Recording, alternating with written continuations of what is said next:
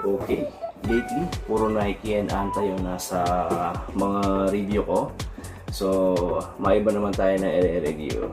This is the Under Armour Curry 4 Flow Throw Low. Let's get to it! Okay guys, hello there, welcome back to my channel, and today, like I said, we're going to talk about these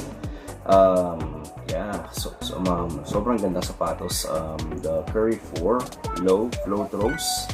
So ito yung ilan ba, kasi merong Curry 1 Flow Throw, merong Spawn Flow Throw, Curry 1 Flow Throw, tapos merong Curry 2 na Flow Throw, tapos merong Curry 4 na yung highs na Flow Throw, tapos ito ata yung pang-limang iteration ng Flow Throw na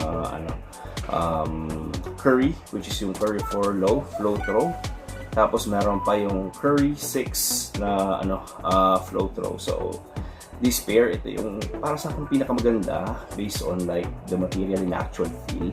So I managed to get on this on a heavy sale as well.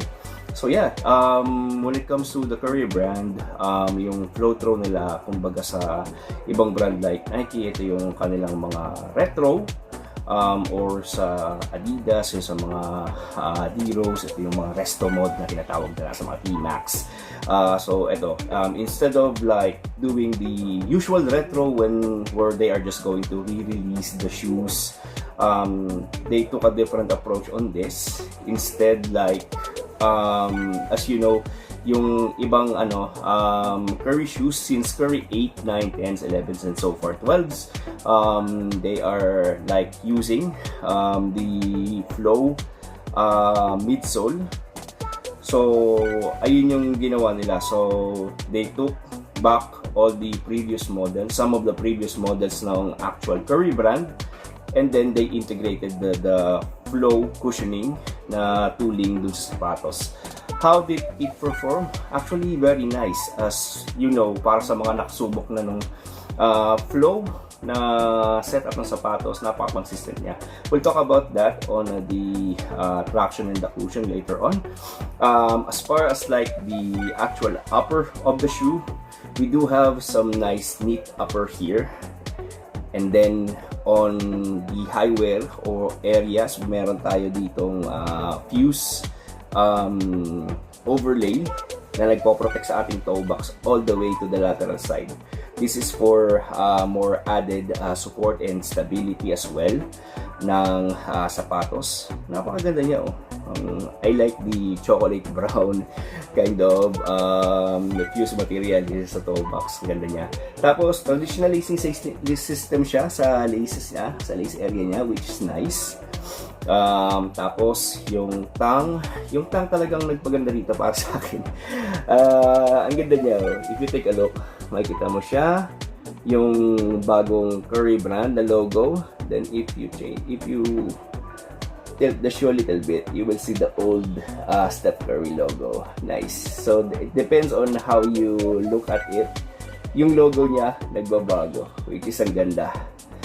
Tapos yung as far as like the tongue, well padded siya pati sa heel. So no heel slippage whatsoever. Sa backside naman meron siya ditong parang, hindi ko alam kung anong panel to, hindi naman siya suede. Medyo matigas siya na hindi naman siya fuse. I'm not sure what kind of material, nubuck maybe, dito sa may sa may heel counterpart. So I think yung heel counter nito is internal. Nararamdaman ko siya pag ginawa ko dito, medyo matigas. So ayun. Tapos as far as like the torsional support sa gitna nito, dito banda, kung saan yung signature ni Curry, meron siya sa loob na na TPU plate, which adds more torsional support on the shoe. So overall, as far as material is concerned, napakaganda niya. Gusto ko yung neat upper. I like how they integrated the materials para buuin yung sapatos. Ang ganda niya tingnan actually. Tapos we're going to talk about the cushion, which is, like I said earlier, they change it, the tooling to the current one. So they are using the flow cushion of the Under Armour. So as far as like the flow is concerned, wala siyang paano ko masasabihin to? In a nutshell, yung midsole tsaka yung outsole niya magkasama na. Ganon. So wala siyang buo siya. Ito midsole, outsole, iisang compound lang ang gamit, which is yung flow na foam. How does it perform? As far as impact protection, siya, not the nicest, pero adequate siya in a way. So malambot siya, pero kung naghahanap ka ng more of an impact protection tapos medyo mabigat ka na player, siguro hindi mo to magugustuhan kung ganun yung klase ng laro mo. Pero for guards, court feel is adequate, very nice. Tapos yung impact protection niya, kung hindi ka naman kabigatan, is adequate na rin, considering na yung flow outsole nito is matibay siya actually. Outdoor durability, sobrang ganda niya. I've been playing this outdoors for like how many months now. Makikita niyo yung heel, medyo na I'm kind of like doing some heel strikes So ayan, sa mga strike areas ko sa heel medyo pudpud na. Tapos yung forefoot niya, when it comes to the pattern, medyo malalim yung grooves. So kahit na medyo nararamdaman mo na napupudpud yung foam ng flow, pa rin siya, solid na solid. Hindi siya nababawasan siya, pero since baka malalim yung grooves, tinan mo, kitang-kita yung evident ng lalim niya, kasi may mga white area pa, kaya ganyan. Matibay siya, it will last a decent while, but kung lalaroin mo to sa sobrang rough na surface, then asahan mo na mauubos agad to. But I really like this setup because responsive siya. Actually, maganda yung maganda siya on foot. Ito nga yung favorite ko na panglakad na sapatos. I do, if I'm not hooping, I sometimes like do walking. So ayun, ipinanglalakad ko siya. Masarap siya sa paa. So ayun, we're going to move on to the one aspect ng sapatos na hindi ko alam kung sa pair ko lang ba to or sa nangyayari din sa iba. If you take a look here on the heel counter, makita niyo yung medyo medyo natanggal yung stitching niya. I'm not sure kung sa pagsusuot ko, kasi pareho yung kabilang sapatos ganoon din nangyari, medyo natanggal yung stitching. Although yung heel counter niya solid, wala naman akong naranasang heel slippage, pero pagtanggal ko ng sapatos, napansin ko na ganun, unti-unting natatanggal yung tahi. So ayun, not sure kung sa pair ko lang ba or medyo balahura lang ako magsuot ng sapatos at magtanggal. Pero like ko naman sinasigurado na loose yung lace ko bago ako kabit o magsuot or magtanggal ng sapatos. Ewan ko, ito lang yung pair talaga na nagkaganito. So ayun, going back to the on foot na view, share ko sa inyo guys kung ano yung tsura nito. Here we go. Okay, on foot view tayo ng Curry 4 low flow throw. Up, side view, view, squeak test. Napakatahimik yung sapatos ito. Sobrang hindi siya squeaky. Wala kang maririnig na squeak, pero when it comes to consistency naman ng traction talaga, since hindi siya gumagamit ng any rubber compound, pag medyo pagpag na siya, kung ano yung performance niya nung bago, almost the same, hindi siya nadulas whatsoever. It's the goods.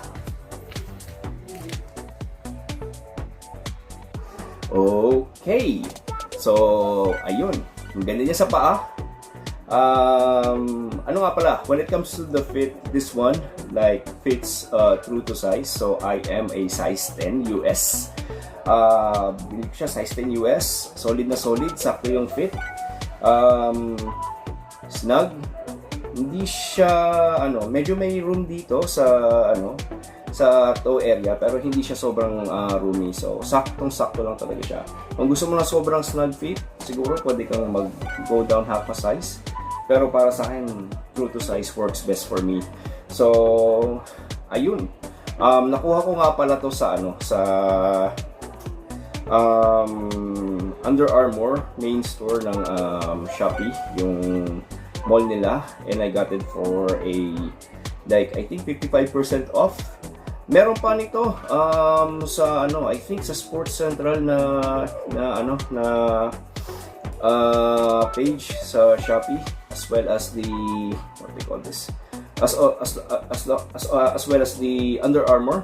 Meron sila nitong pairs, although not specifically this colorway. Meron sila iba pang colorway like yung pure white na available. And then at the same time, kung gusto niyo nung exact pair na to, meron ako nakita sa sa Easy Sole na shop. So almost lahat ng sapatos na doon naka-sale. These colorway are actually still available. So if you guys are like near Ortigas, or I think meron din sila sa Santa Lucia Mall na branch, you can actually check them out. Meron sila nito. So ayun guys, kung nakabili kayo nitong pair na to, I would like to hear your thoughts. Kumusta naman ang performance sa inyo ng Curry 4 low flow throw? So naranasan nyo rin ba yung naranasan ko dito sa sapatos, or ako lang talaga nakaranas ito? So yeah, kung nagustuhan nyo itong video na to guys, kindly like and subscribe, and I look forward seeing you to the next one. Bye bye.